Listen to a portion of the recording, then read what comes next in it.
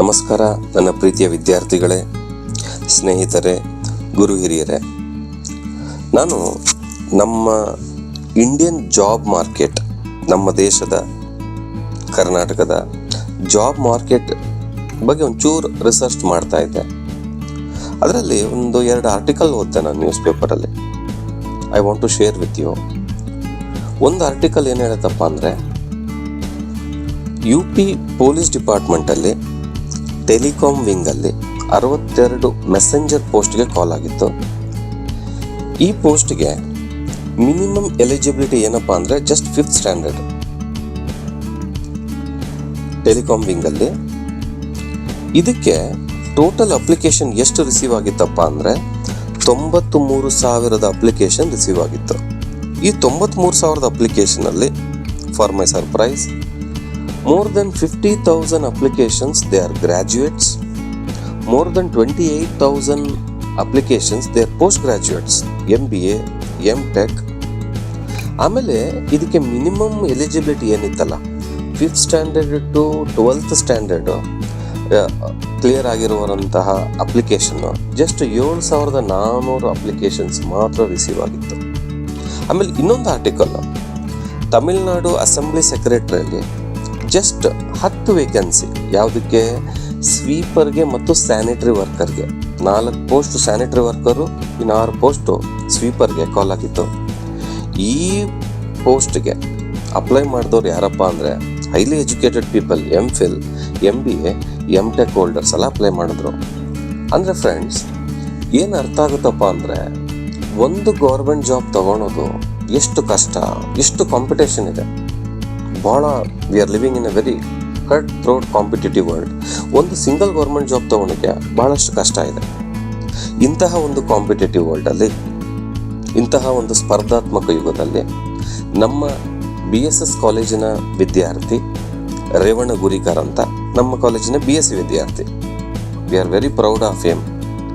10ಕ್ಕೂ ಅಧಿಕ ಸರ್ಕಾರಿ ನೌಕರಿಯನ್ನು ಗಿಟ್ಟಿಸ್ಕೊಂಡಿದ್ದಾರೆ. He has cracked more than 10 government jobs, to name few: FDA, SDA, central government jobs, SI, KSRP, etcetera.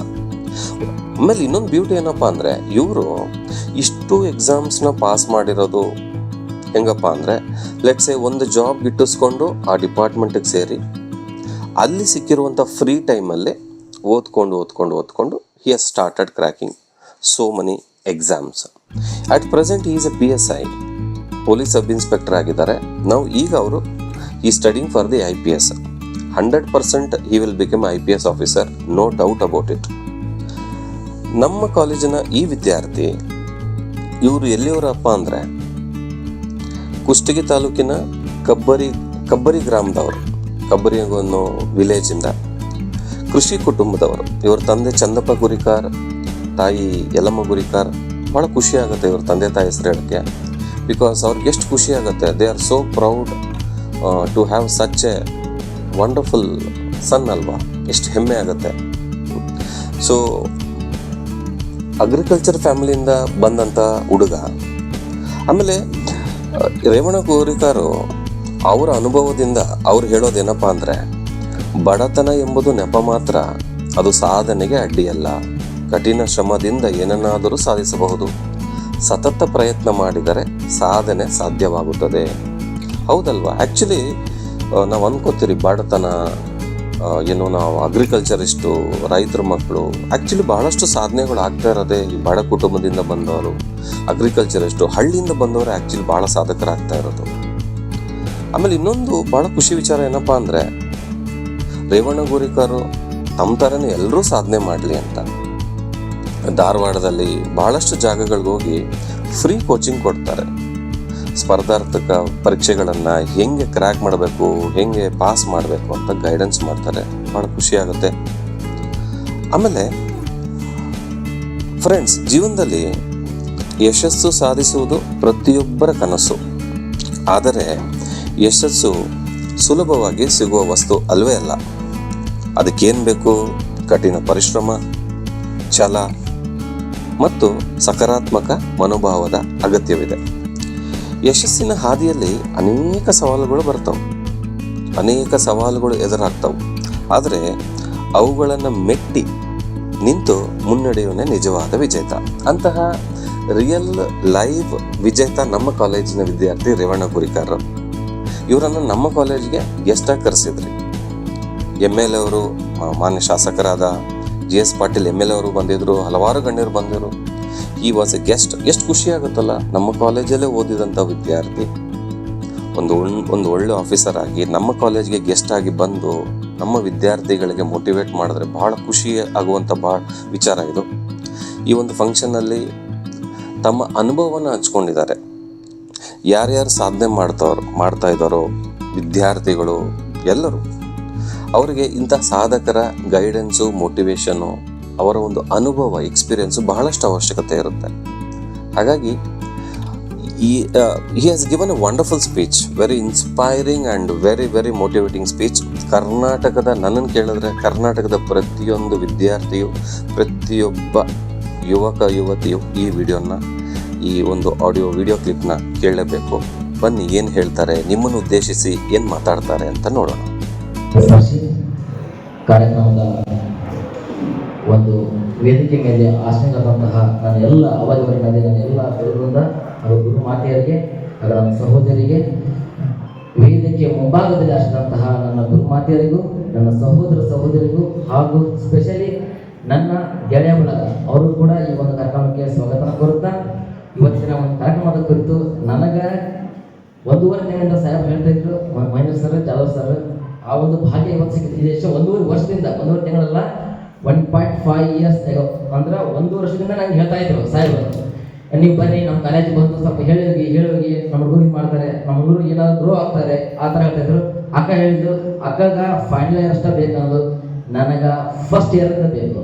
ಯಾಕೆ first year ಬೇಕಂತ ಅಕ್ಕ ಹೇಳಿದಪ್ಪಲ್ಲ, ಬಟ್ ನಂದು ಅಕ್ಕಂದು ಬೇರೆ ವೇ ಆಫ್ ಲರ್ನಿಂಗ್ ಬೇರೆ, ನಂದು ವೇ ಆಫ್ ಲರ್ನಿಂಗ್ ಬೇರೆ. ಅಕ್ಕನ ವೇ ಆಫ್ ಲರ್ನಿಂಗ್ ಒಳಗೆ 2 ವರ್ಷ ಅಕಾಡೆಮಿಕ್ ಕೇರ್ನ ಚೆನ್ನಾಗಿ ತಿಳ್ಕೊಂಡು 3ನೇ ವರ್ಷಕ್ಕೆ ಸ್ಟಾರ್ಟ್ ಮಾಡ್ರಿ ಅಂತ ಹೇಳಿದ್ರು. ನಂದು ಥಿಯರಿ ಹೆಂಗಿತ್ತಪ್ಪ ಅಂದ್ರೆ, ನಾನು ಪದವಿ ಹಂತಕ್ಕೆ ಕಾಲಿಟ್ಟ ಮೊದಲೇ ದಿನದಿಂದಲೇ ನಾನು ಸ್ಟಾರ್ಟ್ ಆಗಿತ್ತು. ನಾನು ಈ ಡಿಗ್ರಿ ಕಾಲೇಜ್ನಲ್ಲಿ first year, second year, third year ಓದಿನಲ್ವಾ, ಈ ಒಂದು ಓದುವ ಸಂದರ್ಭದಲ್ಲಿ ಹೆಂಗಿತ್ತಪ್ಪ ಅಂದ್ರೆ, ನನಗೆ ಒಂದು ಫಸ್ಟ್ ಸ್ಪೆಷಲ್ ಹೇಳ್ತೀನಿ, ಸುನಿಲಣ್ಣ ಮತ್ತು ಈ ದಿವಾನಂದ ಇವರೆಲ್ಲ ನನಗೆ ಹೆಲ್ಪ್ ಮಾಡಿ ಅಂದ್ರೆ, ನೀವು ಕಾಲೇಜ್ ಓದಿ ಸೆಕೆಂಡರಿ ನೀನು UPSC ಆಗ್ಲೇಬೇಕಂತ ಹೇಳಿದಾರೆ. ನಾವು ಯಾಕೆ ಹೇಳಿದ್ರಪ್ಪ ಅಂದ್ರೆ, ನನ್ನ ಹತ್ರ ಒಂದು ಫೈರ್ ಇತ್ತು, ಎಲ್ಲಂದ್ರೆ ಇನ್ನರ್ ಫೈರ್ ಇತ್ತು, ಅದು ಎಲ್ಲರಿಗೂ ಇರ್ಬೇಕು ಫಸ್ಟ್. ಅವ್ರು ಹೇಳಿದ್ರು, success is not A journey, success is not A destination. ಅಂದ್ರೆ ಸಕ್ಸಸ್ ಎಲ್ಲೂ ಡೆಸ್ಟಿನೇಷನ್ ಇಲ್ಲ, ಸಕ್ಸಸ್ ಇಸ್ ಎ ಜರ್ನಿ. ಅದು ಅಂದ್ರ ಇದು ಒಂದು ಸ್ಟಾಗ್ನೆಂಟ್ ವಾಟರ್ ಆಗಬಾರ್ದು. ಯಾವಾಗಲೂ ನಿಂತ ನೀರು ಇರುತ್ತಲ್ಲ, ಇದು ಬ್ಯಾಕ್ಟೀರಿಯಾ ವೈರಸ್ಗಳನ್ನ ಸೃಷ್ಟಿ ಮಾಡುತ್ತಾ. ಸಕ್ಸಸ್ ಯಾವಾಗಲೂ ಸ್ಟಾಪ್ ಆಗಬಾರ್ದು. ಯಾವಾಗ ಸ್ಟಾಪ್ ಆಗಬಾರ್ದು ಅಂದ್ರ ಇದು ಸ್ಟಾಗ್ನೆಂಟ್ ವಾಟರ್ ಆಗುತ್ತೆ. ಸ್ಟಾಗ್ನೆಂಟ್ ವಾಟರ್ ಮೀನ್ಸ್ ಇದು ಏನ್ ಮಾಡುತ್ತಪ್ಪ ಅಂದ್ರೆ, ಪ್ರೊಡ್ಯೂಸ್ ಮಾಡೋದು ಬ್ಯಾಕ್ಟೀರಿಯಾ ವೈರಸ್ಗಳು. ನಮ್ಮ ಹತ್ರ ಅಹಂಕಾರವನ್ನು ಸೃಷ್ಟಿ ಮಾಡುತ್ತಾ. ಯಾವಾಗ ಸಕ್ಸಸ್ ಇದು ಫ್ಲೋಯಿಂಗ್ ವಾಟರ್ ಆಗಬೇಕು, ಅಂದ್ರೆ ಹರಿಯುವ ನೀರಾಗಬೇಕು, ಅಂದಾಗ ಮಾತ್ರ ನಮ್ಮಲ್ಲಿರ್ತಕ್ಕಂಥ ಅಹಂಕಾರ ಏನಾಗುತ್ತಾ, ಅದ್ರ ನೀರ್ ಜೊತೆ ಹರಿದು ಹೋಗುತ್ತಾ. ಯಾಕೆ ಹೇಳ್ತಪ್ಪ ಅಂದ್ರೆ ಈ ಮಾತನ್ನ ನೀವು ಕೂಡ ಹಂಗೆ ಇವತ್ತೇನು ಸ್ಟಾರ್ಟ್ ಮಾಡ್ರಿ. ಒಂದ್ ಹೇಳ್ತ ಸ್ನೇಹಿತರೆ, ನಾನು ಕಲಿಯುವಾಗ ಸಿದ್ದೇಶ್ವರ ಹೇಳಿದ್ರಲ್ಲ, ಯಾವುದೇ ರೀತಿಯಾದ ಸ್ಪರ್ಧಾತ್ಮಕ ಪರೀಕ್ಷೆ ಇದ್ದಿಲ್ಲ. ಸ್ಪರ್ಧಾತ್ಮಕ ಪರೀಕ್ಷೆಗಳಿಗೆ ನಮಗ ಗೈಡ್ ಮಾಡ್ತಕ್ಕಂಥ ವ್ಯಕ್ತಿಗಳು ಕೂಡ ಇತ್ತಲ್ಲ. ಅಂತಹ ಒಂದು ಅಂಧಕಾರದೊಳಗನ, ಅಂತ ದೊಡ್ಡ ಅಂಧಕಾರ ಅಲ್ಲದು, ಅಂತ ಒಂದು ಕಾಲಾವಧಿಯಲ್ಲಿ ನಾವು ಓದಿ ಒಂದು ಹಂತಕ್ಕೆ ಬಂದೀವಿ ಅಂದ್ರ, ನಿಮಗ ಪುಸ್ತಕಗಳು ಇವೆ, ಪುಸ್ತಕದ ಜೊತೆಗೆ ಗುರುಗಳು ಕೂಡ ಇದ್ದಾರೆ, ಅವರ ಜೊತೆಗೆ ನಮ್ಮಂತಹ ಹಲವಾರು ಮಾರ್ಗದರ್ಶಕರು ಕೂಡ ನಿಮಗ ಬಂದು ಇಲ್ಲಿ ನಿಮಗ ಒಂದು ಸಂದರ್ಶನ ಮಾಡಿ ಹೋಗ್ತಾರ. ಕೇವಲ ಬರ್ತಾರ, ಸಂದರ್ಶನ ಮಾಡಿ ಹೋಗ್ತಾರ, ಅವ್ರ ಮಾತು ಕೇಳ್ತೀವಿ ಹೋಗಿ ಅಂತ ಮನೆ ಮುಕ್ಕೋತೀವಲ್ಲ. ಓದ್ಬೇಕು. ಯಾವಾಗ ಓದ್ತೀವಿ ನೋಡ್ರಿ, ಒಂದು ಮಾತು ಹೇಳ್ತಾರೆ APJ ಅಬ್ದುಲ್ ಕಲಾಂ. ಆದ್ರೆ ಸರ್ ಮಾತು ಹೇಳಿದ್ರು, ಸ್ವಾಮಿ ನೋಡಿ, when you are busy all are easy, when you are lazy all are heavy. When you are busy, not in mobile, not in social media, mass media. ನೀವು ಬಿಸಿ ಆಗ್ರಿ, ಮಾಸ್ ಮೀಡಿಯಾದಲ್ಲ, ಮೊಬೈಲ್ ಅಲ್ಲ, ನಿಮ್ಮ ಸ್ಟಡಿಯಲ್ಲಿ ಯಾವಾಗ ಬಿಸಿ ಆಗ್ತೀರಿ, ಯಾವಾಗ ಓದ್ತೀರಿ, ಅವಾಗೆಲ್ಲ ಈಸಿ ಆಗ್ತಾ ಹೋಗ್ತೇವೆ. ನಾವು ಹೇಳ್ತೀವಿ ಫಸ್ಟ್ ಸೆಮಿಸ್ಟರ್ ಎಕ್ಸಾಮ್ ಬರುತ್ತೆ, ಎಕ್ಸಾಮ್ ಜೂನ್ಯಾಗ ಬಿಡು, ಮೇದಾಗ ಓದಿರ ಆಯ್ತು. ಜೂನ್ ಎಕ್ಸಾಮ್ ಬರ್ತಾ ಮೇದಾಗ ಓದಿರ, ಇದೇ ಇಷ್ಟು ಬುಕ್ ಆಯ್ತು, ಆರಾಮ್ ಓದಿಸ್ಲೇನು. ಅಲ್ಲಿ ಒಬ್ಬರು ಗೊತ್ತಾನ, ಪಾಸಿಂಗ್ ಮಾರ್ಕ್ಸ್ ಆಗ ಬಿಡು, 32 ಆಯ್ತು ಬಿಡು. ಲಾಸ್ಟ್ ಬರ್ತೀವಿ, ನಾಳೆ ಎಕ್ಸಾಮ್ ಇರುತ್ತೆ, ಏನಂತ ಗೊತ್ತಾನ, ನಾ 16 ಮಾರ್ಕ್ಸ್ ಹೋಗ್ತೀನಿ, ನೀ 16 ಮಾರ್ಕ್ಸ್ ಓದ್ಕೊಂಬ, ಇಬ್ರು ಕೂಡಿ ಪಾಸ್ ಆಗಮ್ಮ. ಅಲ್ಲಿ ಅಂದ್ರ when you are busy all are easy, when you are lazy ಅದು ಇದು ಲೇಜಿ ಆಗತ್ತಲ್ಲ ಎಲ್ಲವೂ ಹೆವಿ ಆಗುತ್ತೆ. ಅಂದ್ರ ಓದುದು ಜಾಸ್ತಿ ಬಂಕ್ ಆಫ್ ಒಂದು ಮೂಲೆ ಕೋರ್ತೆ ಅವಾಗ ನೀವು ಸಕ್ಸಸ್ ಆಗ ಚಾನ್ಸ್ ಇಲ್ಲ. ಇವತ್ತೇ ಮುಗಿಸಿ ನೀವು ನಿಮಗೆ ನೀಡ್ತಕ್ಕಂಥ ಪಠ್ಯಕ್ರಮ ಐತಲ್ಲ ಇದೇ ಪಠ್ಯಕ್ರಮ ನೀಟಾಗಿ ಓದ್ರಿ. ಅದು ಕೂಡ ಸ್ಪರ್ಧಾತ್ಮಕ ಇದೆ, ಅದಕ್ಕೆ ಸ್ಪೆಷಲ್ ಓದೋದು ಅವಶ್ಯಕತೆ ಇಲ್ಲ. History, modern history, middle history, ancient history ಇವು ಮೂರು ಕೂಡ ನಮ್ಮ ಸ್ಪರ್ಧಾತ್ಮಕಗಳ ಒಂದು ಏನು ಬೈಬಲ್ ನೀವು ಚೆನ್ನಾಗಿ ತಿಳ್ಕೊಂಡು ಓದಿದ್ರೆ ಮಾತ್ರ ನಿಮ್ಗೆ ಸ್ಕೋರ್ ಜಾಸ್ತಿ ಆಗುತ್ತೆ. ಸರ್ ಹೇಳಿದ್ರು ನಾನು 198 ಸ್ಕೋರ್ ಬಂದ CET ಒಳಗ. ಒಂದು ರಾಂಗ್ ಶೇಡ್ ಆಗಿತ್ತು, ಒಂದು ರಾಂಗ್ ಶೇಡ್ ಆಗಿತ್ತು, ಒಂದು ಮಿಸ್ ಆಗಿತ್ತು. ಇಲ್ಲ ಅಂದ್ರೆ ಔಟ್ ಆಫ್ 100 ಅದು ಕೇವಲ 43 ನಿಮಿಷದಲ್ಲಿ ಮುಗಿಸಿದ್ದೆ ಪೇಪರ್ನ.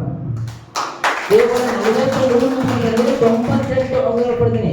ಬೇಕಾದ್ರೆ ರಿಸಲ್ಟ್ ಶೀಟ್ ಕೂಡ ಹಾಕ್ತೀನಿ ಗ್ರೂಪ್ ನಾವು ನನ್ನ 5 ದಿನ ನಂತರ. ಓಕೆನಾ? ಯಾಕೆ ಹೇಳ್ತೀನಪ್ಪ ಅಂದ್ರ 98 ತಗೊಂಡು ಸುಲಭದ ಮಾತಲ್ಲ. ನೀವು ಸುಮ್ಮನೆ ಬರೋದು ಕೂಡ 4-5 ಮಾರ್ಕ್ಸ್ ಸುಮ್ಮನೆ ನಮ್ಮ ಒಂದು ಅಹಂಕಾರದೊಳಗನ. ಯಾಕಪ್ಪ ಅಂದ್ರ ಎಕ್ಸಾಮ್ ಬರೆಯುವಾಗ ನಂಗೆಲ್ಲ ಗೊತ್ತೈತೆ ಹೋಗಿ ಗುಂಡ ಕಣ್ಣು ಮುಚ್ಕೊಂಡು ಗುಂಡು ಯೋಚನೆ ಓದುತ್ತೀವಿ ಅಂದ್ರ ಅಷ್ಟು ಇದು ಇರೋಳಕ 98 ಮಾರ್ಕ್ಸ್ ತಗೊಂಡು ಸುಲಭವಲ್ಲ. ಅಬ್ದುಲ್ ಕಲಾಂ ಜೀವನ ಮಾತು ಹೇಳ್ತಾರೆ, ಏನ್ must be high, must do hard work and dedication and determination. ಯಾವಾಗ ನೀವು ನಿಮ್ಮ ಗುರಿಯನ್ನ ದೊಡ್ಡದಾಗಿ ನೋಡ್ಕೊಂತೀರೋ, ನೀವು ಯಾವಾಗ ಹಾರ್ಡ್ ವರ್ಕ್ ಮಾಡ್ತಿರೋ, ಯಾವಾಗ ಡೆಡಿಕೇಶನ್ ಮಾಡ್ತಿರೋ, ಯಾವಾಗ ಡಿಟರ್ಮಿನೇಷನ್ ಮಾಡ್ತಿರೋ ಅಂದಾಗ ಮಾತ್ರ ನೀವು ಅನ್ಕೊಂಡಿದ್ದು ಸಾಧ್ಯ. ಅಲ್ಲಿವರೆಗೂ ಯಾವುದು ಸಾಧ್ಯವಾಗ ಸ್ನೇಹಿತರೆ. ನಾನು ಕೂಡ ಅತ್ಯಂತ ಕಡು ಬಡತನದಿಂದ ಬಂದಂತ ವ್ಯಕ್ತಿ. ನನಗೆ ಒಂದು ಒಂದು ಟೈಮ್ ಒಳಗ ಪರಿಸ್ಥಿತಿಗೆ ಪರದಾಡಿದೀನಿ. ಅಂತ ಸಂದರ್ಭದಲ್ಲಿ ನನ್ನ ಗೆಳೆಯರು ಕೂಡ ನಂಗೆ ಹೆಲ್ಪ್ ಮಾಡ್ತಾರೆ. ಅದು ಕೂಡ ಒಂದು ಹೇಳ್ತೀನಿ, ಸಾಧನೆಗೆ ಬಡತನ ಅನ್ನೋದು ಕೇವಲ ನೆಪ ಮಾತ್ರ, ಇದು ಅಡ್ಡಿ ಅಲ್ಲ. ಅದೇ ನಿಮಗೆ ಒಂದು ಮುನ್ನೋಟದ ಒಂದು ಅಸ್ತ್ರ. ಯಾವ ವ್ಯಕ್ತಿ ಬಡತನದಿಂದ ಬೆಂದು ಬರ್ತಾನ ಅವನ ಅದ ಅಸ್ತ್ರ. ಈ ಶ್ರೀಮಂತರ ಮಕ್ಕಳು ಹುಡ್ತಪ್ಪ ಅಂತ ತಿಳ್ಕೋರಿ. ಶ್ರೀಮಂತರ ಮಕ್ಕಳು ಹುಡ್ತ್ರಿ ಯಾವುದೇ ಸೌಲಭ್ಯದ ಕೊರತೆನೇ ಇರಲ್ಲ. ನಮ್ಮ ಅಪ್ಪ ತಂದು ಹಾಕ್ತಾನ, ಲಕ್ಷ ಗಂಟೆ ರೊಕ್ಕ ಕೊಡ್ತಾನ. ಮತ್ತೆ ಯಾಕೆ ಓದ್ಬೇಕು? ಯಾವಾಗ ಓದ್ತೀವಂದ್ರ ಯಾವಾಗ ಸೌಲಭ್ಯದ ಕೊರತೆ ಆಗತ್ತ, ಯಾವಾಗ ತಿನ್ನದ ಅನ್ನದ ಬೆಲೆ ಗೊತ್ತಾಗತ್ತ, ಯಾವಾಗ 1 ರೂಪಾಯಿನೂ ಕೂಡ ಬಕ್ಕಣದಲ್ಲಿ ನಿಲ್ಲಲ್ಲ, ಅವತ್ತ ನೀವು ಫೈರ್ ಸ್ಟಾರ್ಟ್ ಆಗತ್ತ. ಯಾರಿಗೆ ಇನ್ನರ್ ಫೈರ್ ಇದೆ, ಮ್ಯಾಗ ಫೈರ್ ಇರಬಾರ್ದು. ಮ್ಯಾಗ ಫೈರ್ ಯಾರು ಏನ್ ಮಾಡಕ್ಕಾಗಲ್ಲ. ಅದು ಮ್ಯಾಗ ಫೈರ್ ಇರುತ್ತ ಸಿಟಿ ಬಂದು ಬೆಳಿತಿ ವೇಸ್ಟ್. ಇನ್ನರ್ ಫೈರ್ ಇರಬೇಕು. ಇನ್ಬಿಲ್ಟ್ ಒಳಗಡೆ ಒಂದು ಫೈರ್ ಇದೆ. ನೀವು ಹೋಗು, ನಿನ್ನ ಹತ್ರ ಒಂದು ಯುನಿಕ್ನೆಸ್ ಇದೆ, ನೀನ್ ಏನಾದ್ರೂ ಮಾಡ್ತೀಯ ಅಂದಾಗ ಮಾತ್ರ ನೀನು ಓದ್ತೀಯ. ಸಾಧನೆ ನಮ್ಗೆ ಸುಮ್ಮನೆ ಬರಲ್ಲ ರೀ. ಅದಕ್ಕೆ ಒಂದು ಟೈಮ್ ಇದೆ. ಅದಕ್ಕೆ ಆದಂತ ಇಟ್ ಎಕ್ಸೆಪ್ಟ್ ಏನ್ ಮಾಡ್ತಪ್ಪ ಅಂದ್ರ ನಿನ್ನ ಹಾರ್ಡ್ ವರ್ಕ್ ಎಕ್ಸೆಪ್ಟ್ ಮಾಡ್ತಾ ಸಾಧನೆ. ಸುಮ್ಮನೆ ಸಾಧನೆ ಎಲ್ಲರಿಗೂ ಕೊಡಲ್ಲ. ಸುಮ್ಮನೆ ದೇವ್ರ ಲಕ್ ಅಂಡ್ ಲುಕ್, ಲಕ್ ಅದೃಷ್ಟ ಇದೆ. ಏನ್ ಅದೃಷ್ಟ ಇದೆ? ಯಾರಿಗೂ ಅದೃಷ್ಟ ಇರಲ್ಲ. ಒಂದೊಂದು ಹೇಳ್ತಾರೆ, ನೀ ಹಾರ್ಡ್ ವರ್ಕ್ ಮಾಡ್ಬೇಡ, ಸ್ಮಾರ್ಟ್ ವರ್ಕ್ ಮಾಡು. ಏನ್ ಸ್ಮಾರ್ಟ್ ವರ್ಕ್ ಮಾಡ್ಬೇಕು? ಯಾವಾಗ ವ್ಯಕ್ತಿ ದಿನದ 24 ಗಂಟೆಗಳಲ್ಲಿ 14 ತಾಸು, ನಾನು ಕೂಡ ಪ್ರಮಾಣ ಮಾಡಿ ಹೇಳ್ತೀನಿ.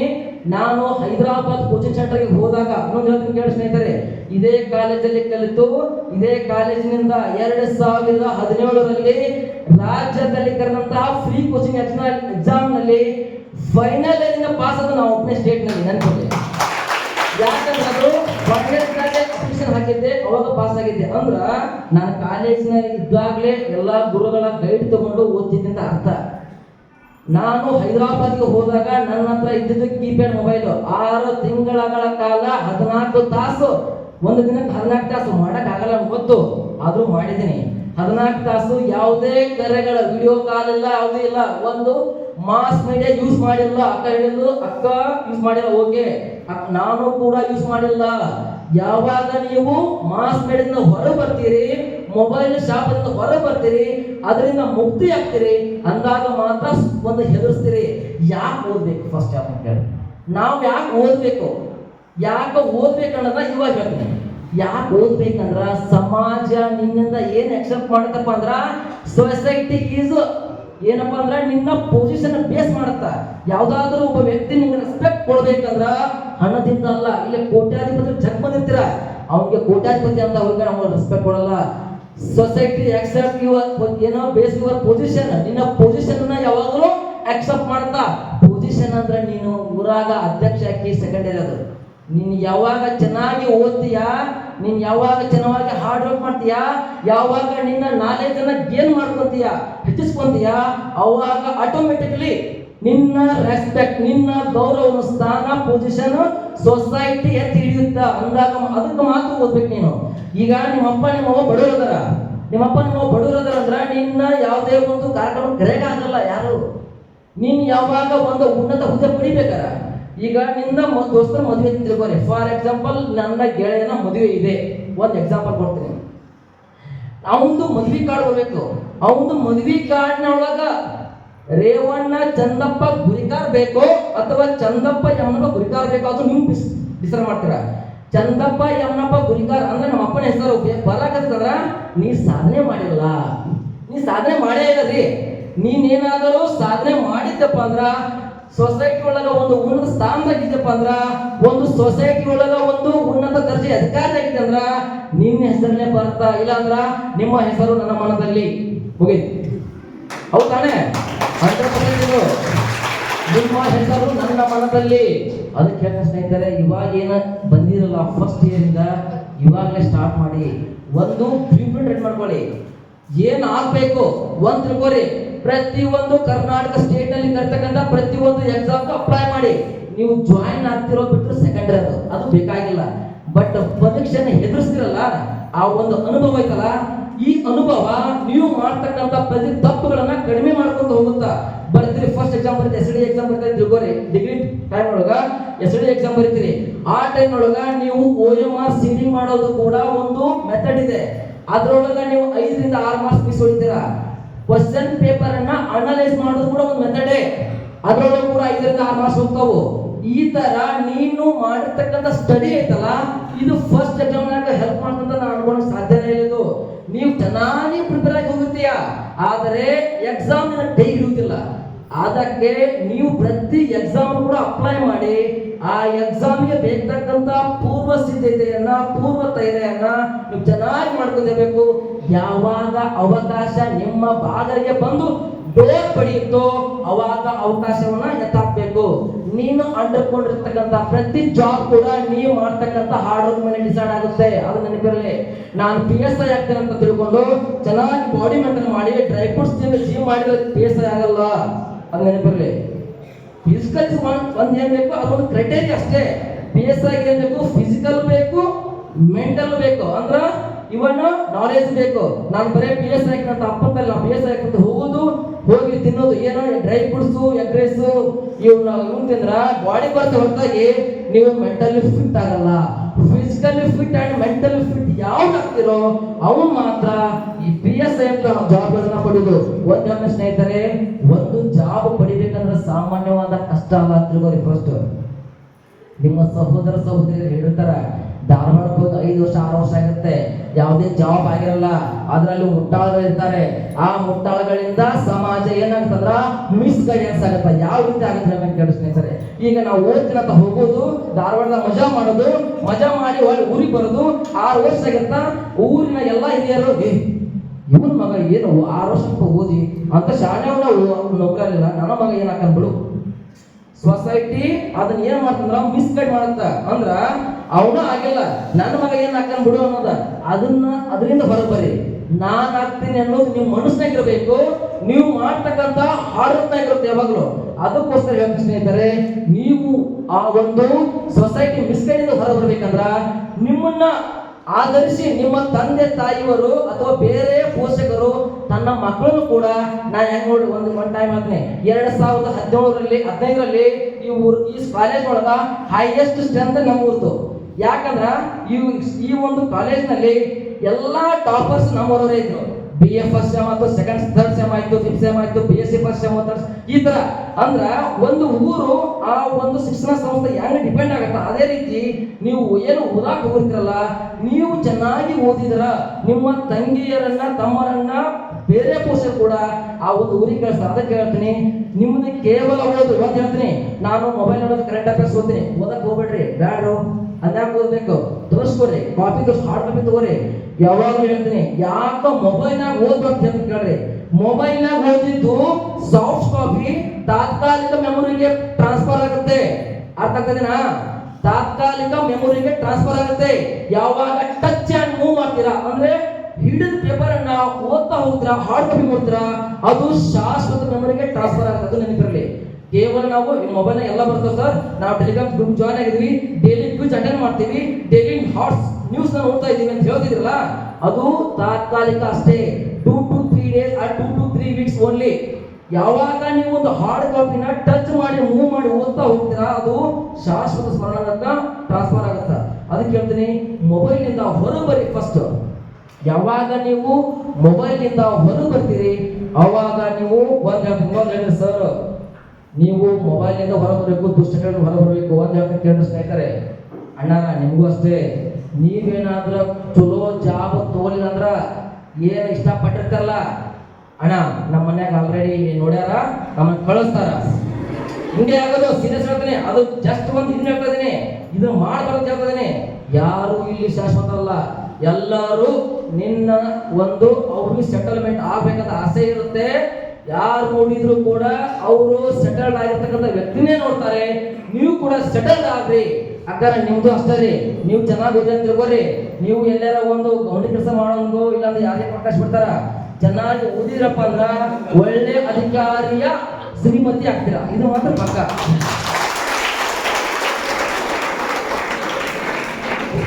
ಮತ್ತೆ ಹೇಳ್ತೀನಿ, ಡಿಗ್ರಿ ಹಂತದಲ್ಲಿ ಯಾವ ರೀತಿ ಓದ್ಕೊಂಡು ಕೇಳಿ ಸ್ನೇಹಿತರೆ. ಡಿಗ್ರಿ ಹಂತದಲ್ಲಿ ಓದುವ ವಿಧಾನ ಯಾವ ರೀತಿ ಓದ್ಬೇಕಪ್ಪ ಅಂದ್ರ, ನಡೀತಲ್ಲ ಟೈಮ್ ಐತಲ್ಲ ನಿಮ್ಗ, ಹೊಟ್ಟೆ ಹಸಿದಾನ, ಹೊಟ್ಟೆ ಹಸಿದ್ರೆ ಏನ್ ಮಾಡೋಕ್ಕಾಗಲ್ಲ, ಕೇಳ್ರಿ. ಡಿಗ್ರಿ ಹಂತದೊಳಗೆ ಯಾವ ರೀತಿ ಓದ್ಬೇಕಂತ ಕೇಳಿ ಸ್ನೇಹಿತರೆ, ನಿಮ್ಮ ಪಠ್ಯಕ್ರಮ ಏನಿರುತ್ತಲ್ಲ ಅದನ್ನು ತೆಗೆದುಕೊಳ್ರಿ. ನಿಮ್ಮ ಸಿಲೆಬಸ್ ತೆಗೆದುಕೊಳ್ರಿ. ನಿಮ್ಮ ಸಿಲೆಬಸ್ ಪ್ರಕಾರನೇ ಓದಿ ಫಸ್ಟ್. ಒಂದು ದಿನಕ್ಕೆ ನೀವು ಯಾರು ಒಂದು ಹಾಕೊಂಡು ಓದಲ್ಲ, ನಂಗೆ ಗೊತ್ತು.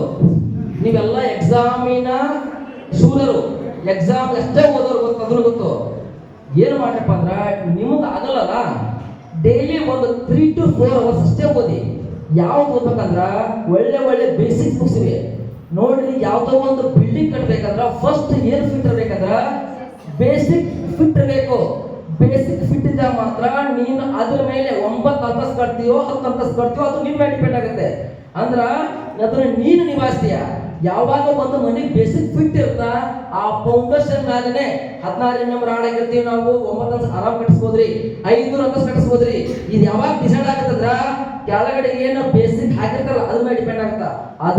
ಅದೇ ತರನಾಗಿನೇ ನೀವು ಕೂಡ ಏನು ಬೇಸಿಕ್ಸ್ ಬುಕ್ಸ್ ಇವೆ, DSRT book or NCERT book, ಈ ಪುಸ್ತಕಗಳನ್ನ ಮೊದಲನೇ ಪದವಿ ಹಂತದಲ್ಲೇ ಕಲಿಸಿ.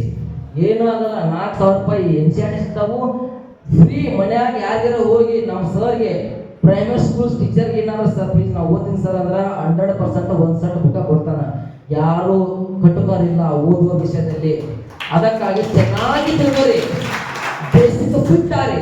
ಯಾವಾಗ ಬೇಸಿಕ್ ನ ಫಿಟ್ ಆಗ್ತೀರಾ ಅವಾಗ ಆಥರ್ ಬುಕ್ಸ್ ಓದಿ. ಆಥರ್ ಬುಕ್ಸ್ ಯಾವಾಗ ಓದ್ತೀರಪ್ಪ ಅಂದ್ರ, ನೀವು ಆಥರ್ ಬುಕ್ಸ್ ನೀವು ಓದ್ತಾ ಇರೋದು ಇವಾಗ. ಈಗ BA ಪದವೀಧರ ಇದೀರಿ, BA ಪದವೀಧರ ಏನ್ ಸಿಲೆಬಸ್ ಇರುತ್ತಾ, NCERT ಇರುತ್ತಾ, ಮಿಡಿವಲ್ ಇರುತ್ತಾ, ಮಾಡರ್ನ್ ಇರುತ್ತಾ. ಎಕ್ಸಾಂಪಲ್ ಇನ್ನೊಂದು ಇರುತ್ತಾ, ಜಿಯೋಗ್ರಫಿ ಇರುತ್ತಾ, physical geography, Indian geography, Karnataka geography. ಇವೆಲ್ಲ ನೀವು ಡಿಗ್ರಿ ಹಂತದಲ್ಲೇ ಕಲಿತೀರ. BA ವಿದ್ಯಾರ್ಥಿಗಳು, BSc ವಿದ್ಯಾರ್ಥಿಗಳು. ಈಗ ಇತ್ತೀಚೆಗೆ NEP ಕೂಡ ಒಂದ್ ಏನೋ ಮಾಡ್ತಾರೆ, OSC ಒಂದು ಸಬ್ಜೆಕ್ಟ್ ಕೊಡ್ತಂತ, ಭಾರಿ ಸಬ್ಜೆಕ್ಟ್ ನಿಮ್ದು. ನಮ್ಗೆ ಎರಡು ಹೆವಿ ಆಗ್ತಿತ್ತು, 3 ಸಬ್ಜೆಕ್ಟ್. ನೀವು ಆರಾಮ್ 2 ವಿಷಯ ಓದಿ 1 ವಿಷಯ ಚೆನ್ನಾಗಿ ಕಾಂಪಿಟೇಟಿವ್ ಫೀಲ್ಡ್ ಓದ್ಬೋದು. ಅದಕ್ಕೆ ಅಲ್ಲ, ಇದೇ ಡಿಗ್ರಿ ಹಂತದಲ್ಲೇ ನೀವು ಪರಿಪೂರ್ಣವಾಗಿ ಪ್ರತಿ ಒಂದು ಸಬ್ಜೆಕ್ಟ್ ಅನ್ನ ಅನಾಲಿಸಿಸ್ ಮಾಡುವ ಮೂಲಕ ಪ್ರತಿ ವರ್ಷದ ಪ್ರೀವಿಯಸ್ ಇಯರ್ ಪ್ರಶ್ನೆ ಪತ್ರಿಕೆಗಳನ್ನ ಚೆನ್ನಾಗಿ ತಿಳಿದುಕೊಂಡು ಪ್ರಿಪೇರ್ ಆದ್ರೆ ನೀವು ಪದವಿ ಹಂತದ ನಂತರ ಮೊದಲ ವರ್ಷದಲ್ಲೇ ನೀವು ಸರ್ಕಾರದ ಅತ್ಯುನ್ನತ ಉನ್ನತ ಹುದ್ದೆ ಪಡೆಯಲು ನೀವು ಎಲಿಜಿಬಲ್. ಯಾವಾಗ ಸಾಧ್ಯ ಬಂದ್ರ ನೀವು ಹಾರ್ಡ್ ವರ್ಕ್ ಮಾಡಿ ಸಾಧ್ಯ. ಅದಕ್ಕಾಗಿ ಪ್ರಥಮ ಹಂತದಲ್ಲಿ ನೀವು ಬೇಸಿಕ್ಸ್ ಬುಕ್ ನ ಕಲೆಕ್ಟ್ ಮಾಡಿ, ಬೇಸಿಕ್ಸ್ ನ ಫಿಟ್ ಆಗಿ ಫಸ್ಟ್ ಅದು ಪ್ರಿಪೇರ್ ಆದ್ಮೇಲೆ ಏನ್ ಮಾಡ್ರ, ಆಥರ್ ಬುಕ್ಸ್ ಲಿಸ್ಟ್ ಕೊಡ್ತಾರ. ಅಕ್ಕ ನಂಬರ್ ಕೊಟ್ಟಾಳ, ಅಕ್ಕ ಒಳ್ಳೆ ಚೆನ್ನಾಗಿ ಓದಿದ್ರ. ಅವರು ಕೂಡ ಇವಾಗ ಅವರು ಹಾರ್ಸಿಂಗ್ ರೇಸ್ ಇದ್ದಂಗ, ಅಂದ್ರ ಓಡುವ ಕುದುರೆ ಇದ್ದಂಗ. ನಮ್ದು ಆಲ್ರೆಡಿ 5 ವರ್ಷ ಸರ್ವಿಸ್ ಆಗಿತ್ತು ಇಲಾಖೆ ಒಳಗೆ ಬಂದು. 5 ವರ್ಷ ಸರ್ವಿಸ್ ಅಂದ್ರೆ ನಮ್ದು ಏನಪ್ಪಾ ಅಂದ್ರ 24x7 ಪೊಲೀಸ್ ವರ್ಕ್. ಅಂದ್ರೆ ನಾನು ಆಲ್ರೆಡಿ ಸಬ್ ಇನ್ಸ್ಪೆಕ್ಟರ್ ಕೆಲಸ ಮಾಡ್ತಾ ಇದ್ದೀನಿ. 5 ವರ್ಷ ಸರ್ವಿಸ್ ಆಗಿದೆ. ನನಗೆ ಟೈಮ್ ಯಾವಾಗ ಸಿಗುತ್ತೋ, ಈಗ ಮೊನ್ನೆ ಕೂಡ ಅಕ್ಕ ಏನು ಪಾಸ್ ಆಗಲ್ಲ ಶಿಲ್ಪೇಸಾಯಿ, ಆದ್ರೆ ನಾನು ಕೂಡ ಪಾಸ್ ಆಗಿನಿ. ನಾನು ಹೆಂಗ ಪಾಸ್ ಆಗಿನಪ್ಪ ಅಂದ್ರ, ನನಗೆ ಸಿಕ್ಕಂತ ಸಮಯವನ್ನ ಸದುಪಯೋಗ ಪಡಿಸ್ಕೊಂಡು, ನಂದು 24x7 ಪೊಲೀಸ್ ಕೆಲಸ, ಅದರಲ್ಲಿ ಸಿಕ್ಕಂತ 1 ತಾಸು 2 ತಾಸನ್ನ ಸದುಪಯೋಗ ಪಡಿಸ್ಕೊಂಡು ಓದಿ pass ಆಗಿನಂದ್ರ impossible is possible. Impossible is I am possible. Impossible, I am possible. Impossible is converted into I am possible. ಅಂದ್ರ ಒಬ್ಬ ವ್ಯಕ್ತಿ ನೀನು ಒಳ್ಳೆ ಕೆಲಸ ಮಾಡ್ತಾನೋ ಓದಬಹುದು ಅಂತ ನಾ ತೋರಿಸ್ಕೊಡ್ತಂದ್ರ ನೀವು ಮಾಡ್ತೀರ ಅಂತ ಅರ್ಥ. ನಿಮ್ಗ ಯಾವ್ದು ಕೆಲಸ ಇಲ್ಲ. ಒಂದ್ ಹೇಳ್ತ ಸ್ನೇಹಿತರ, ಫಸ್ಟ್ ಕೇಳಿ, ಯಾಕ ಡಿಗ್ರಿಯ ಫಸ್ಟ್ ಇಯರ್ ನಲ್ಲೇ ಓದ್ಬೇಕು ಅಂತ ಹೇಳ್ತೀನಿ ಕೇಳ್ರಿ. ಯಾಕ ಫಸ್ಟ್ ಇಯರ್ ಡಿಗ್ರಿಲೇ ಓದ್ಬೇಕಂದ್ರ ನೀವ್ಗ ಒಂದು ಟಾರ್ಗೆಟ್ ಇರ್ತ. ನಮ್ಮ ತಂದೆ ತಾಯಿ ಒಂದು ಟಾರ್ಗೆಟ್ ಕೊಟ್ಟಿರ್ತಾರೆ ನಿಮಗೆ. ಏನಂತಂದ್ರ ನನ್ನ ಮಗಳು ನಾನು ಡಿಗ್ರಿ ಓದ್ಸಾಕತ್ತೀನಿ, ನನ್ನ ಮಗಳು ನಾನು ಡಿಗ್ರಿ ಓದ್ಸಾಕತ್ತೀನಿ. ಅವ್ರ ತಲೆಗಿರೋದು ಡಿಗ್ರಿ ಅಷ್ಟೇ. ಡಿಗ್ರಿ ಮುಗಿದ ತಕ್ಷಣ ಇದ್ರಾಗ ಎಷ್ಟೋ ಜನ ಸಾಲಿ ಬಿಡ್ತಾರ. ನೆನಪಿರ್ಲಿ, ಓದೋದು ಬಿಟ್ಬಿಡ್ತೀರಿ. ಯಾಕಪ್ಪ ಅಂದ್ರ ಬಡತನ ಒಂದು, ಹೆಣ್ಣಿನ ಮೇಲಿರುವ ಒಂದು ನೆಕ್ಸ್ಟ್ ಏನದು ಡಿಪೆಂಡೆನ್ಸಿ. ಅಂದ್ರ ಹೆಣ್ಮಗಳನ್ನ 20 ವರ್ಷ ತಕ್ಷಣ ನಮ್ಮ ಭಾರತೀಯ ಸಂಸ್ಕೃತಿ ಪ್ರಕಾರ ಮದುವೆ ಮಾಡಿಬಿಡ್ತಾರ. 10 ವರ್ಷಕ್ಕಾಗಿರುತ್ತೆ. ಬಟ್ ನೀವು ಏನೋ ನೀವು ತಂದೆ ತಾಯಿ ಒಂದು ಯಾವುದೋ ಒಂದು ಆದರ್ಶಕ್ಕೆ ಮಾರ್ಪಟ್ಟು ನಿಮ್ಮನ್ನ ಡಿಗ್ರಿ ಓದ್ಸಕತ್ತಂದ್ರ you are the lucky fellows ನೀವು. ಯಾಕಂದ್ರೆ ಎಷ್ಟೋ ಹೆಣ್ಮಕ್ಳಿಗೆ ಶಿಕ್ಷಣ ಸಿಕ್ಕಿಲ್ಲ, ಶಿಕ್ಷಣದಿಂದ ವಂಚಿತರಾಗ್ಯಾರ. ನೀವು ಬಂದು ಶಿಕ್ಷಣ ಕಲಿಯಾಕತ್ತೀರಿ ಅಂದ್ರ ಡಿಗ್ರಿ ಮುಗಿಯೋರೊಳಗನೆ ಚೆನ್ನಾಗಿ ಒಂದು ಜಾಬ್ ತಗೊಂಡ್ಬಿಟ್ರಿ ಅಂದ್ರ ನೀವು ಆರಾಮಾಗಿ ಹೋಗ್ಬೋದು, ಬೇರೆ ಒಂದು ಒಳ್ಳೆ ಮಂಟನಕ್ಕೆ ಹೋಗ್ಬಿಡ್ತೀರಿ. ನಿಮ್ದು ಅಷ್ಟ ಸ್ನೇಹಿತರೆ, ನಿಮ್ಗ ಡಿಗ್ರಿ ಮುಗಿತಾನ ನಮ್ಮ ಅಪ್ಪ ಅಲ್ಲಿ ನಮ್ಮ ಅವ್ವ ಅಲ್ಲಿ ಯಾವುದೇ ತೊಂದರೆ ಕೊಡಲ್ಲ ನಿಮ್ಗ. ನನ್ನ ಮಗ ಓದಾಕಂತ ಕಷ್ಟಪಟ್ಟು ನಿಮ್ಗೆ ರೊಕ್ಕ ಕೊಡ್ತಾರ. ಡಿಗ್ರಿ ಮುಗಿದ ಮೇಲೆ ನೀವು ಸಮುದ್ರದಿಂದ ಹೊರಗೆ ಬಿದ್ದ ಮೀನು ನೀವು.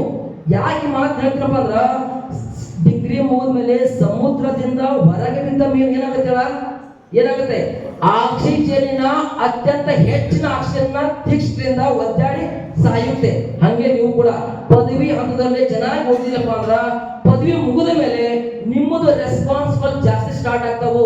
ನಿಮ್ಮ ತಂಗಿ ಮದುವೆ ಮಾಡ್ಬೇಕು, ಇಲ್ಲ ನಿಮ್ಮ ಅಕ್ಕನ ಮದುವೆ ಮಾಡ್ಬೇಕು, ಇಲ್ಲ ವೃದ್ಧರಾದಂತ ನಿಮ್ಮ ತಂದೆ ತಾಯಿಯನ್ನ ಸಾಕ್ಬೇಕು, ಇಲ್ಲ ಅಂದ್ರೆ ನಿನ್ನ ಜೀವನ ಅಂದ್ರೆ ನೀವು ರೂಪಿಸ್ಬೋದು. ಅದಕ್ಕೆ ಹೇಳ್ತಿರೋದು 3 ವರ್ಷ ಕೊಟ್ಟಂತ golden time. Actually student life is not golden life, degree life is golden life. ನಿಮ್ಮನ್ನ ಡಿಸೈಡ್ ಮಾಡೋದೇ ಡಿಗ್ರಿ. ಈಗ ಯಾವುದು ಪರ್ಸೆಂಟೇಜ್ ನ ಯಾರು ಪರ್ಸೆಂಟೇಜ್ ಕೇಳ್ತಾ ಇಲ್ಲ ಇಲ್ಲಿ ಮಾರ್ಕ್ಸ್ ಕಾರ್ಡ್. ಅದೇ ಒಂದು BEd ಅಲ್ಲಿ ಕೇಳ್ತಾ ಇದ್ದಾರೆ. ಅದಕ್ಕೆ BEd ಮಾಡ್ತಾ ಹೋಗಂತವರು ಬಟ್ ಪರ್ಫೆಕ್ಟ್ ಆಗಿ ಓದಿ ಚೆನ್ನಾಗಿ. ನಾನು ಡಿಗ್ರಿ ಸ್ಕೋರ್ ಕಡಿಮೆ ಮಾಡಂತ ಹೇಳ್ತಾ ಇಲ್ಲ. ಡಿಗ್ರಿ ಸ್ಕೋರ್ ಕೇವಲ ಆರಾಮಾಗಿ ಕುಂತು ಹೋದ್ರೆ 1 ತಿಂಗಳೊಳಗ ಅವೋ 90 ಆರಾಮ್ ಮಾಡಬಹುದು. ನೀವು ಡಿಗ್ರಿ ಜೊತೆಗೆ ಇಂಟಿಗ್ರೇಟೆಡ್ ಆಗಿ UPSCನೋ ಆರ್ KPSCನೋ ಪ್ರಿಪೇರ್ ಆಗಿ. ಅದಕ್ಕೆ ಹೇಳ್ತಾ ಇದ್ದೀನಿ, PC ಅಂತ ಓದಬೇಡಿ. PC ಅಂತ ಯಾವತ್ತೂ ಓದಬೇಡಿ. PC ನೀವು ಹೋಗ್ತಕ್ಕಂಥ ಜರ್ನಿಯ ಮೊದಲ ಸ್ಟಾಪ್ ಅಷ್ಟೇ, ಅದು ಬಸ್ ಸ್ಟಾಪ್. ಅದು ನೀವು ಗಜೇಂದ್ರಗಢದಿಂದ ಗದಗ ಹೋಗ್ಬೇಕಂದ್ರೆ ಫಸ್ಟ್ ಸ್ಟಾಪ್ ಯಾವುದು? ಸಂಪೂರ್ ಕ್ರಾಸ್, ಹೌದಾ? Second stop main stop Nidagundi. ಹಂಗೆ ನೀನು ಹೋಗ್ತಕ್ಕಂಥ ಜರ್ನಿ ಏನೈತಲ್ಲ, ಇದು ಜರ್ನಿ UPSC ಆಗಿರ್ಬೇಕು ಅಥವಾ KPSC ಅಥವಾ KS ಆಗಿರ್ಬೇಕು. ಅದ್ರಾಗ ಬರ್ತಕ್ಕಂಥ ನಡಕ್ಕೆ ಏನು ಸ್ಟಾಪ್ ಇದಾವಲ್ಲ, PCನೋ SDAನೋ FDO PDO PSI ಇವೆಲ್ಲ ಒಂದೊಂದು ಸ್ಟಾಪ್ ಅಷ್ಟೇ. ನೀವು ಮೊದಲ ಸ್ಟಾಪ್ ಆರಾಮಾಗಿ ಕಂಫರ್ಟ್ ಜೂನ್ ಓದಿ ಸೇರಿದ್ರಿ, ಮುಗೀತು. ಒಬ್ಬ ವ್ಯಕ್ತಿ ಕಂಫರ್ಟ್ ಜೋನಿಗೆ ಹೋಗಬಾರ್ದು ಅಂತ ಹೇಳಿದೆ. ಸೌಲಭ್ಯ ಬರ್ತಿರಬೇಕು. ಯಾಕ ಒಬ್ಬ ವ್ಯಕ್ತಿ ಕಂಫರ್ಟ್ ಜೋನಿಗೆ ಹೋಗಬಾರ್ದಂದ್ರ, ಕಂಫರ್ಟ್ ಜೋನಿಗೆ ಹೋದ್ರಪ್ಪ ಅಂದ್ರ ನಿಮ್ಮ ಲೈಫ್ ಎಂಡ್ ಜರ್ನಿ. ಅಂದ್ರ ಫಾರ್ ಎಕ್ಸಾಂಪಲ್, ನೀವು ಓದ್ತಕ್ಕಂಥ ಪುಸ್ತಕ ಚೆನ್ನಾಗಿ ಓದಿಯಪ್ಪ ಅಂದ್ರ ಡಿಗ್ರಿ ಹಂತದಲ್ಲಿ ಒಂದು PC ಆಗ್ಬಿಡ್ತೀಯ. ಫುಲ್ ಹವಾನಿಂದು ನಿಮ್ಗೆಲ್ಲ ಗೆಳೆಯರೆಲ್ಲ status, congratulation friend, congratulation friend, congratulation. ನಮ್ಮ ಸರ್ಸ್ ಎಲ್ಲ ನಿಮ್ಮ ಹೆಸರು, ನನ್ನ ಆತ್ಮೀಯ ವಿದ್ಯಾರ್ಥಿ ಈ ತರ ಪಡ್ತಾರೆ. ಯಾಕಂದ್ರೆ ಅವರಷ್ಟು ಒಂದು ಶಿಕ್ಷಕ ಆಮೇಲೆ ಮಾತು ಹೇಳ್ತೀನಿ, ಎಲ್ಲರಿಗೂ ಖುಷಿ ಆಗ್ಬಿಡುತ್ತೆ. ಯಾಕಂದ್ರೆ ಒಂದು ಒಳ್ಳೆ ಸ್ಥಾನ ಕೊಡಿದೆಲ್ಲ PC ಅಂದ್ರ. ನೀವು ಹೋಗ್ತಕ್ಕಂಥ PC ನಿನ್ನ ಬ್ಯಾಕ್ ಬೋನ್ ಅಷ್ಟೇ. ಅದು ನಿನ್ನ ತಂದೆ ತಾಯಿಯನ್ನ, ನಿನ್ನ ಮಡದಿಯನ್ನ, ನಿನ್ನ ಮಕ್ಕಳನ್ನ, ನಿನ್ನನ್ನ ನೀನು ಪೋಷಿಸೋಗೋಸ್ಕರ ಪಡೆದಂತ ಒಂದು ಹುದ್ದೆ ಅಷ್ಟೇ. ಸಮಾಜಕ್ಕಾಗಿ ನಿನ್ನಿಂದ ಯಾವುದೇ ಕರ್ತವ್ಯ ಸೇವೆ ಆಗುವುದೇ ಇಲ್ಲ. ನೀನು ಮಾಡ್ತಕ್ಕಂಥ ಪ್ರಯತ್ನ ದೊಡ್ಡದಾಗಿತ್ತಪ್ಪ ಅಂದ್ರ ನೀ ಏನೋ ಯಾರು ಗುರುವಿನ ಆಶೀರ್ವಾದನೋ ಗುರುಬಲನೋ ಒಳ್ಳೆ ಓದುಗರನೋ ಗೊತ್ತಿಲ್ಲ, ನಿನಗ IAS ಹುದ್ದೆ ಪಡೆದಪ್ಪ. ಅವು ಅಂದ್ರ ಯಾವುದೋ ಒಂದು ಒಳ್ಳೆ DC ಆಗುತ್ತೆ ಅಂದ್ರ ಒಂದು ಜಿಲ್ಲೆ ಒಳಗೆ ಬರ್ತಕ್ಕಂಥ 10 ರಿಂದ 20 ಸಾವಿರ ಬಡವರಿಗೆ ನಿನ್ನಿಂದ ಸೇವೆ ಆಗ್ಬೋದು. ಅದಕ್ಕಾಗಿ ಯಾಕ ಉನ್ನತ ಹುದ್ದೆ ಹೋಗ್ಬೇಕಂದ್ರ ನಿನ್ನಲ್ಲಿರ್ತಕ್ಕಂಥ ಒಂದು ಸೇವೆ ಅಮೋಘ ಆಗ್ಬೇಕು. ನೀನು ಬಡವರಿಗೆ ಹೆಲ್ಪ್ ಆಗ್ಬೇಕಂದ್ರ ಉನ್ನತ ಹುದ್ದೆಯಿಂದ ಮಾತ್ರ ಸಾಧ್ಯ. ಕಡಿಮೆ ಹುದ್ದೆಗಳು ಏನಾಗ್ತಾವ ಅಂದ್ರ ನಮ್ಮ ಜೀವನ ನಡೆಸಕ್ಕಾಗಲ್ಲ, ಅದ್ರ ಇನ್ನೊಬ್ರು ಜೀವನ ನಡೆಸಕ್ಕಾಗತ್ತ. ಅದಕ್ಕೋಸ್ಕರ ಒಳ್ಳೆ ಓದುಗರಾಗಿ, ಒಳ್ಳೆ ಓದುಗರಾಗಿ ಚೆನ್ನಾಗಿ ಓದಿ. ನೀವು ಹೇಳಿದ್ರಲ್ಲ ಜರ್ನಿ ಕಂಫರ್ಟ್ ಯಾಕೆ ಬರ್ತಂದ್ರ, ನೀವೇನಾದ್ರೂ ಕಂಫರ್ಟ್ ಝೋನಿಗೆ ಹೋದ್ರಿ ಅಂದ್ರ ಓದಕ್ಕೆ ಆಗಲ್ಲ. ನಮ್ ಪಿ ಸಿ ಆತಪ್ಪ ಆರಾಮ 20 ಈಗ ನೋಡ್ರಿ ಪಿ ಸಿ, ಆಮೇಲೆ ಅದನ್ನ ಹೇಳ್ತೀನಿ, ಪಿ ಸಿ 45,000 ಸ್ಯಾಲ್ರಿ, ಆರಾಮ್ 45,000 ಹೋದಾಗ ಏನು ಅವನು ಒಂದು ಒಳ್ಳೆ ಐಫೋನ್ ಇದ್ರಾಗ ತೊಗೊಂಡು, ಎದ್ರಾಗ EMI ದಾಗ ಐಫೋನ್ ತಗೊಂಡು ಒಂದು ಬೈಕ್ ತಗೊಂಡು ಆರಾಮ ಜೀವನ ಸಾಕ್ಬೋದಪ್ಪ. ಪಿ ಸಿಗೆ ಕಂಫರ್ಟ್ ಝೋನ್ ನೀವು ಹೋಗ್ಬಿಟ್ರಿ ಅಂದ್ರೆ, ಕಂಫರ್ಟ್ ಝೋನ್ ಅಂದ್ರ ನಿನ್ನನ್ನ ಆವರಿಸ್ತಕ್ಕಂಥ ಒಂದು ಝೋನ್, ಅದು ನಿನ್ನ ಆವರಿಸ್ಬಿಟ್ಟದ. ಆದ್ರೆ ಯಾವಾಗ ನಿನ್ನ ಕಂಫರ್ಟ್ ಝೋನ್ ಇಂದ ಹೊರ ಬರ್ತೀಯ, ನಂತರ ಅಲ್ಲ ನನ್ನಂತ ಚಕ್ಕುಂದರ ನೀನು ಕೂಡ ಸರ್ಕಾರಿ ಹುದ್ದೆಗಳನ್ನ 10, 15 ಹುದ್ದೆ ಹೆಚ್ಚು ಹುದ್ದೆಗಳನ್ನ ಕೂಡ ನೀನು ಅಲಂಕಾರ ಮಾಡ್ತಿ, ಅಲಂಕರಿಸ್ತಿ. ನೀನು ಸಮಾಜದೊಳಗ ಅವಾಗ ಚಾಯ್ಸ್ ಇರ್ತದ. ಈಗ ಬರೀ ಪಿ ಸಿ ಅಂತಂದ್ರ ನೀವು ಹೋಗಬೇಕು ಹಣೆವಾರ ನಿಂತದ. ಯಾಕಂದ್ರ ಒಂದ್ ಜಾಬ್ ಆಗದ, ಒಂದ್ ಜಾಬ್ ಆಗೈತೆ ಅದಕ್ಕೆ ಹೋಗ್ತೀನಿ ನೀನು. ಅದೇ 10 ಜಾಬ್ ಆದಂದ್ರ ಚಾಯ್ಸ್ ಇಸ್ ಯುವರ್ ಸೆಲ್ಫ್. ನೀನು ನಿನ್ನಿಷ್ಟಕ್ಕೆ ನೀ ಚಾಯ್ಸ್ ಮಾಡ್ಬೋದು, ಅವ್ರು ನಿಮ್ಗೆ ಚಾಯ್ಸ್ ಮಾಡಕತ್ತಿಲ್ಲ, ನೀನೇ ಒಂದ್ ಚಾಯ್ಸ್ ಮಾಡ್ಬೋದು. ಯಾವಾಗಂದ್ರ ಉನ್ನತ ಓದುಗರನಾದಕ್ಕೆ ಮಾತ್ರ ಸಾಧ್ಯ. ಅದಕ್ಕಾಗಿ ಚೆನ್ನಾಗಿ ಓದಿ. ಇನ್ನೊಂದು ಹೇಳ್ತೀನಿ, ಡಿಗ್ರಿ ಒಳಗನ ಯಾಕೆ ಓದ್ಬೇಕಂದ್ರ ನಾಲೆಜ್ ಒಂದು ಟೈಮ್ ಇರುತ್ತೆ ಇಲ್ಲಿ ನಿಮ್ಗ. ಇನ್ನೊಂದು ಏನಾಗತ್ತಪ್ಪ ಅಂದ್ರ, ಯಾವ್ದಾದ್ರೂ ಈ ಸದ್ಯ ನೋಟಿಫಿಕೇಶನ್ ಜಾಸ್ತಿ ಆಗುತ್ತೆ. ನೋಟಿಫಿಕೇಶನ್ ಡಿಗ್ರಿ ಏನು ಫೈಲ್ ಇರ್ತಿರಲ್ಲ, ಈ ಫೈಲ್ ಹೊರಗೆ 6 ಇಂದ ಏನು ಔಟ್ ಆಗ್ತಿರಲ್ಲ, ನಿಮಗೆ ಒಳ್ಳೆ ಒಳ್ಳೆ ಜಾಬ್ ನ ಅಪಾರ್ಚುನಿಟಿ ಇದೆ. 600+ PSI ಪೋಸ್ಟ್ ಕಾಲಾಗುತ್ತೆ, 200ಕ್ಕಿಂತ ಹೆಚ್ಚು KS ಪೋಸ್ಟ್ ಕಾಲಾಗುತ್ತೆ. ಉಳಿದಂತಹ post sub register post, chief officer, revenue inspector, ಉಳಿದಂತ ಎಲ್ಲಾ ಜಾಬ್ ಕಾಲಾಗ್ತಾವು. ಇವೆಲ್ಲಾ ಜಾಬ್ಗಳು ಪದವಿ ಹಂತದ ಜಾಬ್ಗಳೇ. ಅದಕ್ಕಾಗಿ ಈ ಸಿಕ್ಕಂತ 6 ತಿಂಗಳು ಇರ್ಬೇಕು ನಿಮ್ಗೆ ಇನ್ನೊಂದು ಸೆಮ್. ಈ 6 ತಿಂಗಳೊಳಗ ನಿಮ್ಮ ಮಾರ್ಕ್ಸ್ ಶೀಟ್ ನಿಮ್ಮ ಕೈಲಿ ಬರುತ್ತೆ. 6 ತಿಂಗಳಲ್ಲಿ ವೆಲ್ ಪ್ರಿಪೇರ್ಡ್ ಆಗಬೇಕು, ಚೆನ್ನಾಗಿ ಓದ್ಬೇಕು. ಓದ್ತಾ ಮತ್ತೆ ಈ ಮಾಸ್ತರ್ ಬರೀ ಓದಂತ ಹೇಳ್ಯಾನ, ಕಾಂಪಿಟೇಟಿವ್ ಫೀಲ್ಡ್ ಓದ್ಕೊಂಡ್ರೆ ಡಿಗ್ರಿ 4-5 ಸೆಮ್ ಒಪ್ಕೊಂಡ್ಬಿಡ್ತೀರಿ, ಮತ್ತೆ ಭಯೋತ್ಪಾದಕರು ಆಗ್ಬಿಡ್ತೀರಿ. ನೀವು ಭಯೋತ್ಪಾದಕರಾಗ್ತೀರಿ. ಹೆಂಗ ಭಯೋತ್ಪಾದಕರು ಅಂದ್ರೆ ಭಯ ಉತ್ಪಾದಕರು, ಆ ಭಯೋತ್ಪಾದಕರಲ್ಲ, ಭಯ ಉತ್ಪಾದಕರಂದ್ರ ಏನಾರ ಡಿಗ್ರಿ ಫೇಲ್ ಆದಿದ್ರ ಡಿಗ್ರಿ ಫೇಲ್ ಆಗಿಲ್ಲ ಮತ್ತೆ ಹೆಸರಿಗೆ ಮ್ಯಾಗ್ಜಿನ್ ಬುಕ್ ಮಾಡಿರ್ತಾರ ಬಸ್ನ್ಯಾಗ. ನಿನ್ನ ಐತಲ್ಲ, ನಿನ್ನ ಪಕ್ಕದವ್ರು ಇರ್ತಾರ, ನಿನ್ನ ಸಹಾಯ ಹೊಡಿತಾರ. ಅವ್ರು ಹೆಂಗಂದ್ರ ಮಾನಸಿಕವಾಗಿ, ಫಿಸಿಕಲಿ ಅಲ್ಲ, ಮಾನಸಿಕವಾಗಿ ನೀನು ಸಮಾಜಕ್ಕೆ ಕುಂದೋಗ್ಬಿಡ್ತೀಯ. ಅದಕ್ಕಾಗಿ ಎಷ್ಟು ಈ ಒಂದು ಸಮಯದೊಳಗ ಕಾಂಪಿಟೇಟಿವ್ ಫೀಲ್ಡ್ ಎಷ್ಟು ಇಂಪಾರ್ಟೆಂಟು, ಅದಕ್ಕಿಂತ ಇಂಪಾರ್ಟೆಂಟು ಪದವಿ ಅಂತ ಕೂಡ ಇಂಪಾರ್ಟೆಂಟೇ. ಒಳ್ಳೆಯ ಪದವಿ ಪುಸ್ತಕಗಳನ್ನ, ಒಳ್ಳೆಯ ನಾಲೆಜ್ ಅನ್ನ ಗೇನ್ ಮಾಡ್ಕೊಳ್ಳಿ, ಗ್ರಾಫ್ ಮಾಡ್ಕೊಳ್ಳಿ. ಒಳ್ಳೆ ಒಳ್ಳೆ ಗೈಡ್ ಇದ್ದಾರೆ, ಅವರನ್ನ ಯೂಸ್ ತಗೊಳ್ಳಿ. ಒಳ್ಳೆ ಒಳ್ಳೆ ಇದು ಕೌನ್ಸಿಲ್ ಇದೆ ನಿಮ್ಮ ಹತ್ರ, ಒಳ್ಳೆ ಒಳ್ಳೆ ಪುಸ್ತಕಗಳಿವೆ, ಒಳ್ಳೆ ಒಳ್ಳೆ ಪುಸ್ತಕ ಕೂಡ ಅದನ್ನ ಯೂಸ್ ತಗೋರಿ. ಮುಂದಿನ ದಿನಮಾನದಲ್ಲಿ ಕೂಡ ನಾನು ಕೂಡ ಈ ಕಾಲೇಜಿಗೆ ಉತ್ತಮ ಪುಸ್ತಕಗಳನ್ನು ಕೂಡ ನಾನು ಒಂದು ಸಹಾಯಸ್ಥವಾಗಿ ನಾನು ಕೊಡ್ಬೇಕಂತ ಆಸೆ ಬಂದಿದೆ. ಯಾಕಂದ್ರ ಒಂದು ಹುಮ್ಮಸ್ಸು ನೀವು ನನಗೆ ಏನಪ್ಪಾ ಅಂದ್ರ, ನಾನಿದ್ದಾಗ ಡಿಗ್ರಿ ಕಾಲೇಜೇ ಬೇರೆ, ಈಗ ಬೇರೆ. ಏನು ಸರ್ ಏನು ಸ್ಪೀಚ್ ಸರ್, ನೀವು ನಿಮ್ಗೆ ಏನು ನೀವೆಲ್ಲ ಲಕ್ಕಿ ಫೇಲಸು. ಯಾಕಂದ್ರ ನಮ್ಮ ಪ್ರಾಣಿಗೂ ನಿಮ್ಗ ಎಲ್ಲಿನೂ ಸಪೋರ್ಟ್ ಸಿಗಲ್ಲ. ಅದು ಹೇಳ್ತಾರಲ್ಲ 12th ಫೇಲ್ ಪಿಕ್ಚರ್ ಒಳಗ, 12th ಫೇಲ್ ಪಿಕ್ಚರ್ ಸುಮ್ಮನೆ ಹೇಳಿದ ಮನೋಜ್ ಕುಮಾರ್ ಶರ್ಮಾ ಏನ್ ಹೇಳ್ತಾ ಗೊತ್ತಾ? ಮನೋಜ್ ಕುಮಾರ್ ಶರ್ಮಾ ಈ ಇದರಲ್ಲಿ ಯಾವುದು ಈ 1953ರಲ್ಲಿ ಮೌಂಟ್ ಎವರೆಸ್ಟ್ ಅನ್ನ ತೇನ್ಸಿಂಗ್ ಮತ್ತು ಎಡ್ಮಂಡ್ ಹಿಲ್ರಿ ಹೇಳ್ತಾರಂತ, with the help of oxygen. But great Sharma without oxygen ಹೋಗಿದಾನಂತ.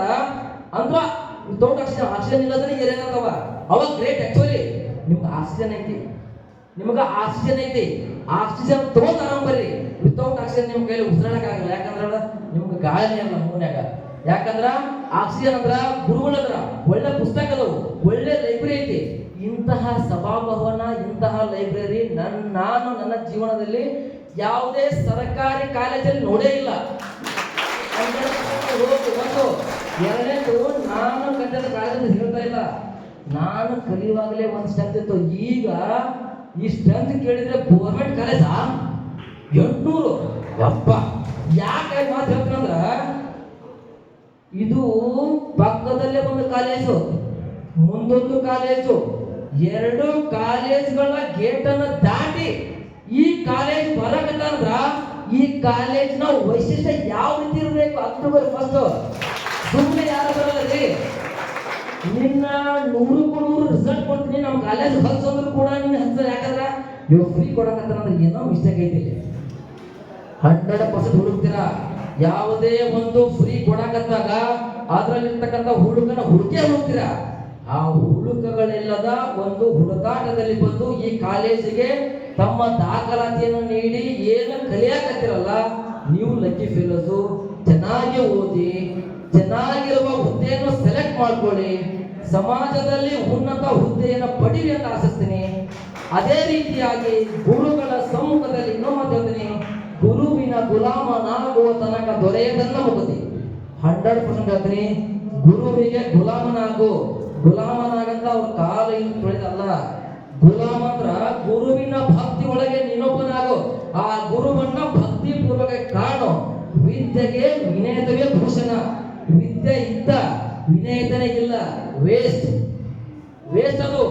ಯಾವಾಗ ನಿನ್ನಲ್ಲಿ ವಿನಯತೆ ಇರುತ್ತೋ, ಯಾವಾಗ ನಿನ್ನಲ್ಲಿ ವಿದ್ಯೆ ಇರುತ್ತೋ, ಅದು ನಿನ್ನನ್ನ ಎತ್ತರಕ್ಕೆ ತಗೊಂಡೋದ್ರಲ್ಲಿ ಎರಡು ಮಾತಿಲ್ಲ ಅಂತ ಹೇಳ್ತಾ, ನನಗೆ ಈವರೆಗೂ ಮಾತನಾಡಲು ಅವಕಾಶ ಕೊಟ್ಟಂತಹ BSS ಸಿಂಹಾಸನದ ಅವರ BSS ಕಾಲೇಜಿನ ಎಲ್ಲ ಗುರುವೃಂದ ಮತ್ತು ಗುರು ಮಾತೆಯರಿಗೂ ಹಾಗೂ ವೇದಿಕೆಯ ಮುಂಭಾಗದಲ್ಲಿ ಕೇಂದ್ರ ಬಿಂದುವಾಗಿ ಆಗಮಿಸಿ ನನ್ನ ಮಾತುಗಳನ್ನು ಎಷ್ಟೋ ಮಟ್ಟಿಗೆ ಕೇಳಿರೋ ಗೊತ್ತಿಲ್ಲ, ಅದು ನಿಮ್ಮ ಹಣೆ ಬರ, ನಯ ಮಾಡಕ್ಕಾಗಲ್ಲ. ಕೇಳಿದಂತಹ ನನ್ನ ಎಲ್ಲ ಸಹೋದರ ಸಹೋದರಿಗೂ ಹಾಗೂ ಸಹೋದರರಿಗೂ, ಸ್ಪೆಷಲಿ ನನ್ನ ಜೊತೆ ಕಲಿತಂತಹ ನನ್ನ ಗೆಳೆಯರ ಸುನಿಲ್ ಟೀಮ್, ಇವರೆಲ್ಲರಿಗೂ ಮನಸ್ಪೂರ್ವಕವಾಗಿ ಹಾಗೂ ನನ್ನ ಸಹೋದರಿ ಕಾವ್ಯ ಹಾಗೂ ಸವಿತಾ ಅವರಿಗೂ ಕೂಡ ನನ್ನ ಮನಪೂರ್ವಕ ಹೃದಯ ವಂದನೆಗಳನ್ನು ತಿಳಿಸಿ ನನ್ನ ಎರಡು ಮಾತಿಗೆ ತಿರಾಜಲ್ಲಿಡುತ್ತೇನೆ. ಜೈ ಹಿಂದ್, ಜೈ